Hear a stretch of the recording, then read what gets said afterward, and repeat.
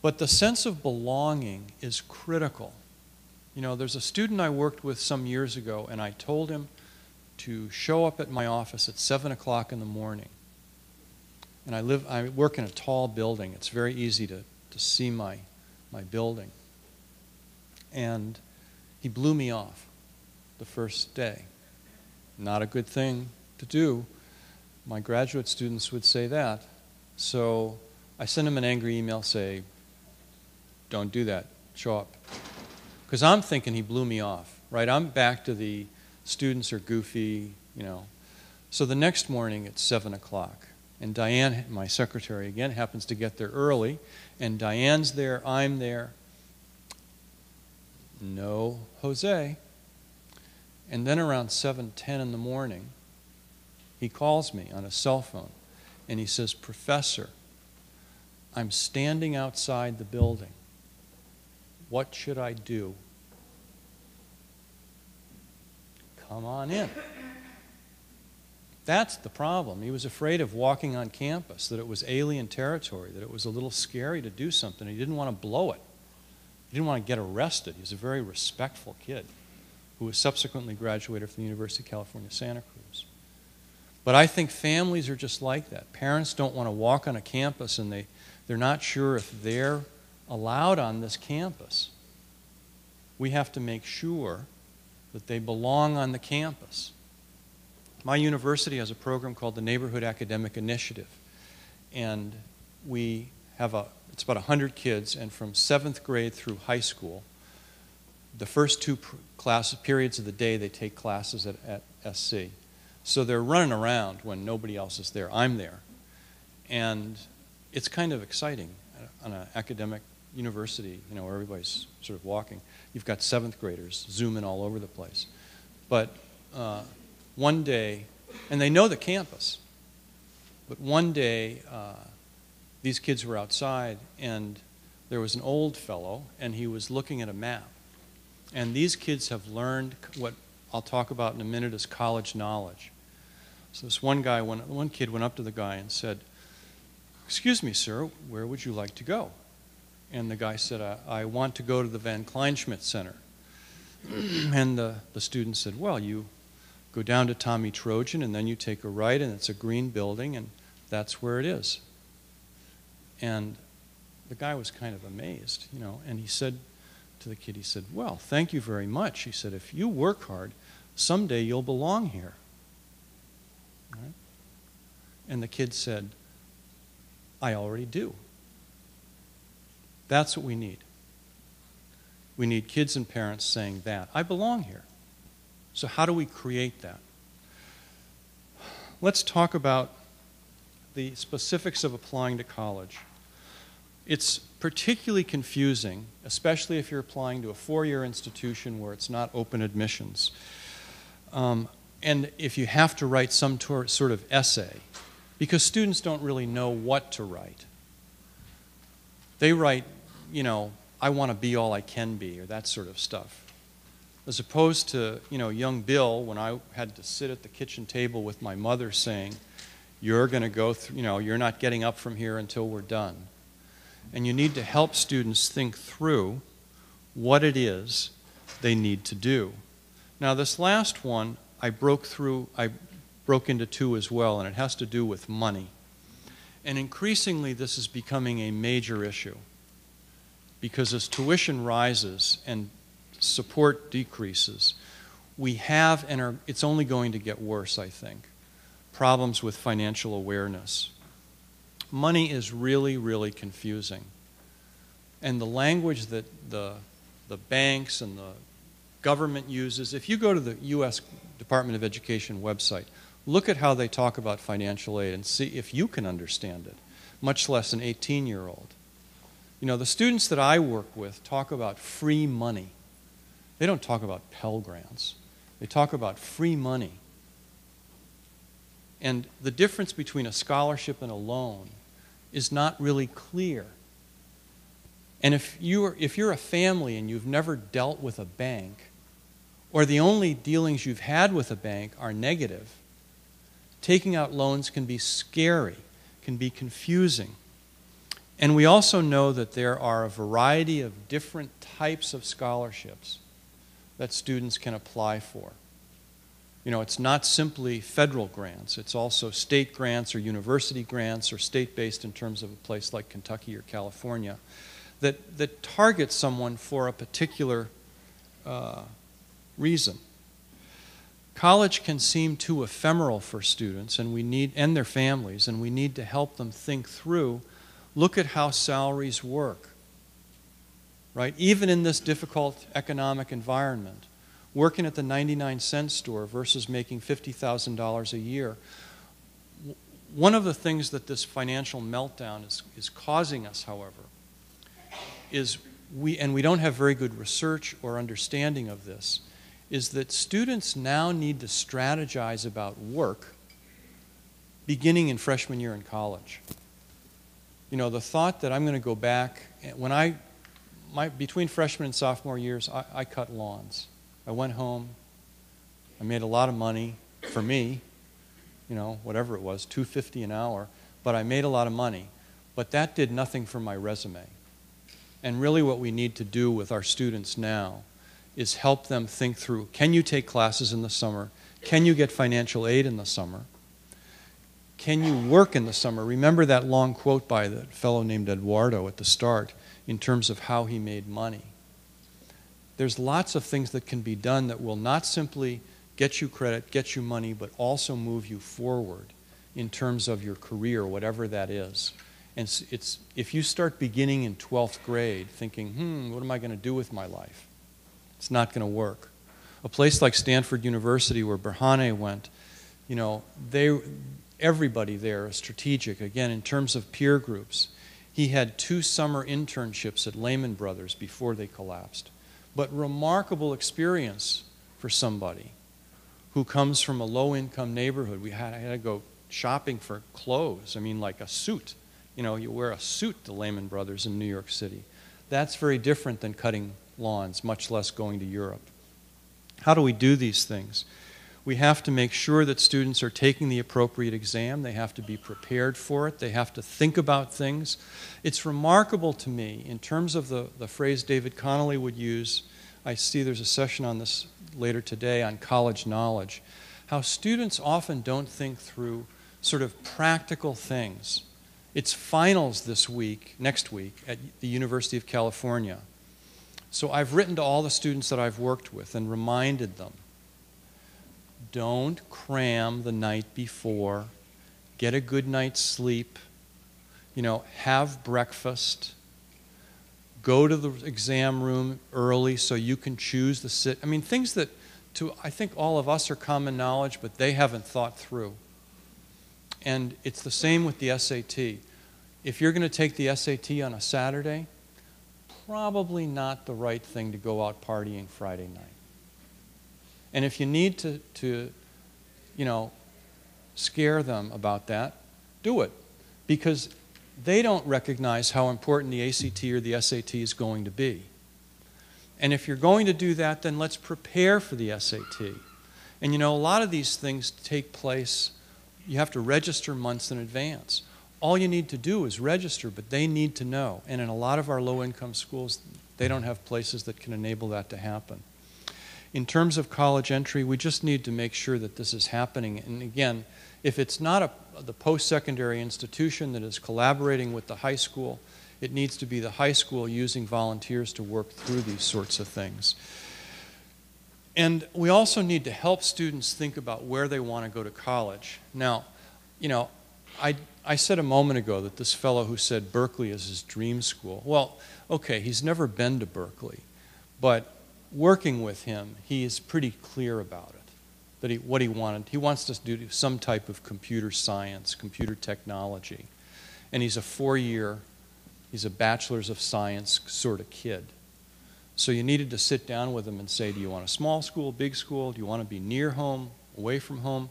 You know, and some years ago I worked with a young woman and I said, where do you want to go? This is when I first met her. And she said, I've narrowed it down. And I said, well, great, you know, my work is done here. Where do you want to go? And she said, well, I either want to go to Los Angeles Trade Tech, Cal State LA, or Berkeley. I said, really, why is that? And she said, well, I like soccer, and I want to play soccer. And my brother goes to Los Angeles Trade Tech, and they have a soccer team. And I looked on the website, and Cal State LA has a soccer team. And my history teacher went to Berkeley, and he said it's a really good place. And I looked, and they have a soccer team. So that's where I'm going. And I said, well, what do you want to study? She said, I want to be a cop. Probably Berkeley's not the place to go. That would be my guess. Probably not LA Trade Tech either. Could be another community college, but not LA Trade Tech. But that's the thing. Students don't know. She was making what she thought was a rational decision. In reality, what she was doing was like applying to 3 different places, 2 of which made no sense. So we need to also come back to families. We need to help families think through how are we going to pay for these things. Financial aid forms, again, are very difficult to figure out. You've got, you have to get your mom's or your dad's or whoever's tax forms, and you take line 36 and subtract it from line 34 and then add 42 on, and then you come out with something.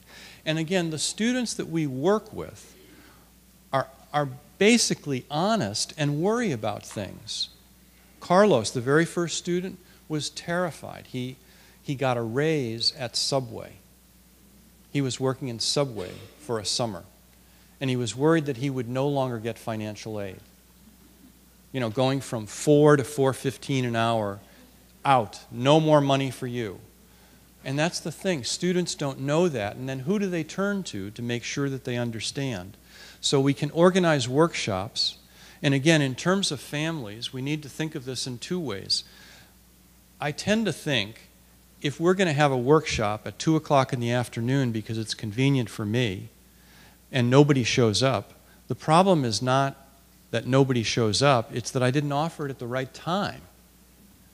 That if parents are working, we need to offer it at times, or we need to offer it in locations like churches or community centers where they will show up. And if in a heavily Spanish-speaking population like in Los Angeles, if we send information home in English and the parents only speak Spanish, it's a wasted opportunity. Parents in general care a great deal. We just need to be sure that we are responding in culturally relevant ways.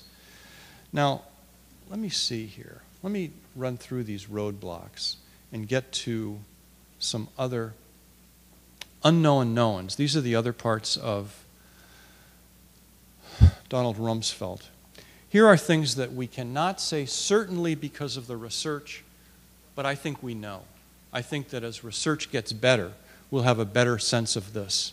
And that is that there are cultural and social challenges in college. The cultural challenges often may be if you come from a racial or ethnic minority and you show up on a campus, it can be intimidating.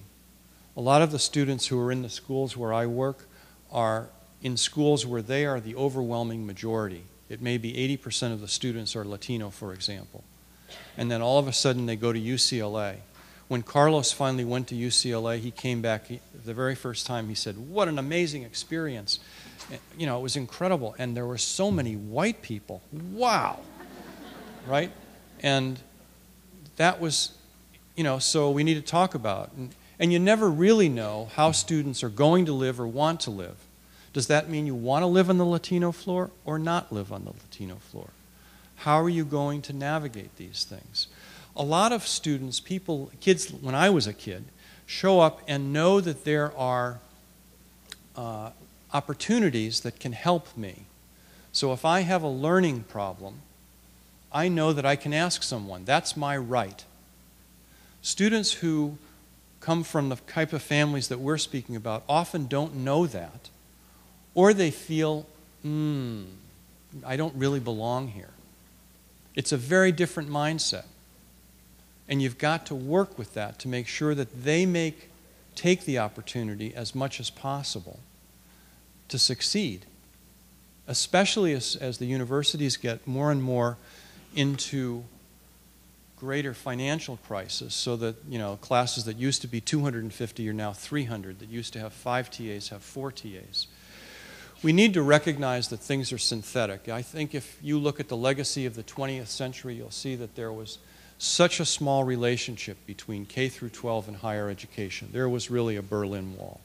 I think the future is things are going to be much more synthetic. We have to build relationships. And I'll tell you where I think we're going. I think it's very strange. You know, if you had a 10th grader and I said, oh, where's he applying for 11th grade? You'd go, what do you mean by that? He's going to 11th grade. So for many of our students who are going to, it's clear in 11th grade where they're going in 13th grade. Then why are they applying? I know that they should apply to some institutions. But for example, students in the schools that I work in, they are all in the neighborhood of Cal State LA or Cal State Dominguez Hills. Now, granted, they would need to apply to UCLA or Berkeley, USC, those sorts of places. But why are we making them apply to Cal State LA and Dominguez Hills? It provides a step, a hoop that they need to jump through, rather than us making it that this is a given. We want you to go to college, so you're going. Now, what don't we know? We don't understand how technology is transforming our lives. And that video that started my talk here, I've been working the last couple of years I'm inventing a game. I know nothing about technology, by the way. I would still be handwriting things if I didn't have graduate students. But I do recognize that rather than having students go to where we are, we need to go where students are. I had never thought of getting on Facebook. But now that I'm working so much with high school students, I'm trying to use Facebook to understand how they use social media. And what that means is we have a game right now. It's a paper game, Application Crunch, but we also have it on Facebook. And students can play this game. It's fun. And I'm working with the Game Innovation Lab in the School of Cinema. We're the content, they're the platform. And you know, the Game Innovation Lab, what the director of it said to me when I spoke with her is, this has to be fun. This cannot be like open up their heads and throw in information. And frankly, if you go to financial aid websites in particular, see if you, I bet you will think it's fun. But then talk to a 16 or 17-year-old. Because what happens with these financial aid websites is folks like you and me, or let me just say me, folks like me would create those things on websites and we would think, let's get inside the mind of a 16-year-old. We're going to have color, lots of colors, and we're going to say things like cool. Students don't say cool anymore. And we're going to have exclamation points. But students look at it and it's boring. So we need to have, the games that we've designed with students. And I really think that's the future, that we're building a suite of games, thanks to the Gates Foundation, that will deal with financial aid literacy for students, that will deal with middle school students, because really we know, my talk right now has been focused on high schools, but we know that college going starts to be thought about in grade school. What don't we know? We don't know the importance of innovation. I think that we are in the greatest period of transformation. To use the words of Clayton Christensen, disruptive technology in education in our lifetimes. Now, a lot of us can hunker down and go, oh my God. Some of us can think, I just hope this revolution doesn't happen until I retire. Can I just hold on for 3 more years? I don't think so. I really think that this sort of thing is not someday out there, but it's happening right now. That who would have thought 10 years ago, if I used the word web, that you would have thought the way we think of it today as opposed to spiders?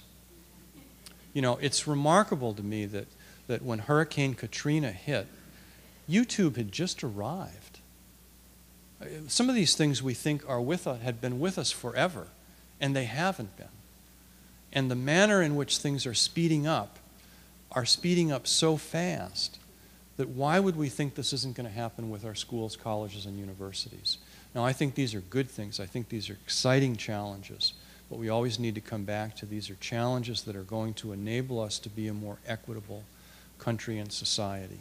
because what it's really about is kids graduating from college and going on and fulfilling their dreams and our dreams.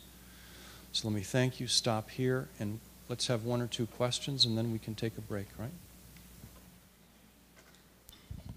I was just wondering if there was any specific age or grade where you suggest beginning the providing of opportunities for students to explore different careers. I think the 9th grade is a particular, I think the manner in which we've built this game is a good example. It's a game that's designed for 9th through 12th graders, but really what we want students to think about is, what do you want to be? It's not what college do you want to go to, it's what do you want to be? And if you want to be X, then you need, you work backwards. Well, you need to do A, B, C, D, and E. And that means you need to think about what college is about. I should also say 9th grade, I think, is a sort of an epical year, because it's also a time when students begin to think, yes, I'd like to go to college. When you do look at surveys, the overwhelming percentage of students in 9th grade say they want to go to college. But then they realize that college is too expensive. And again, we need to change these things. When I was in 9th grade, in effect, my father was the bank. I mean, I didn't think of it this way. I didn't know that much. But my mom and dad said, Bill, you focus on academics, because you're going to go to college. And I never thought about money because my father paid to go to college.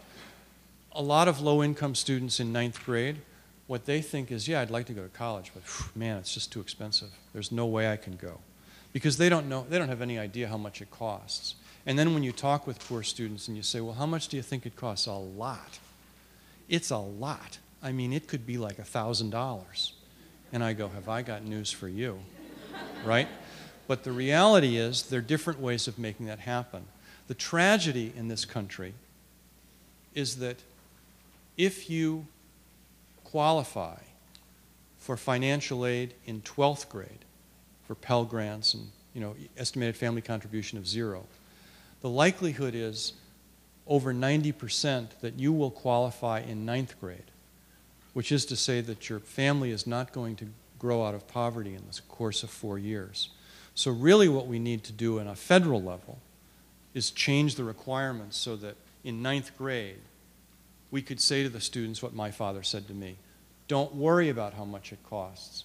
Let's concentrate on what you want to be, and you focus on academics. We do the rest. One other question? Yeah.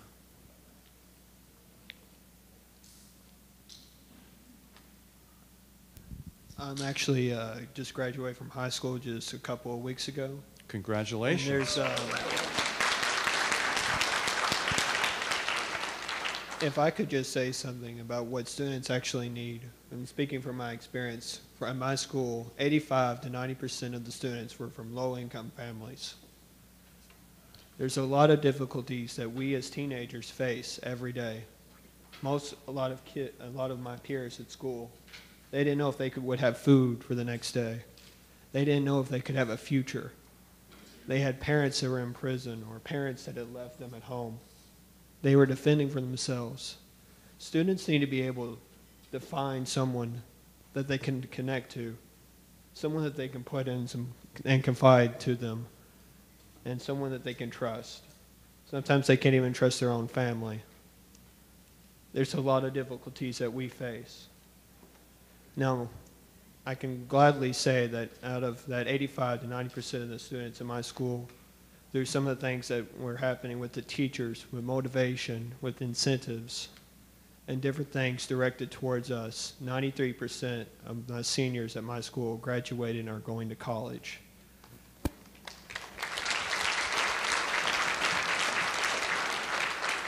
Students need to be motivated. They need incentives. They need mentors. They need people like you who are willing to connect with them and become like a friend or even a father or a mother figure to them.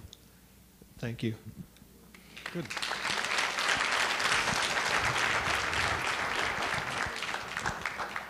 Two quick postscripts to that. One is I've done work dealing with homeless youth.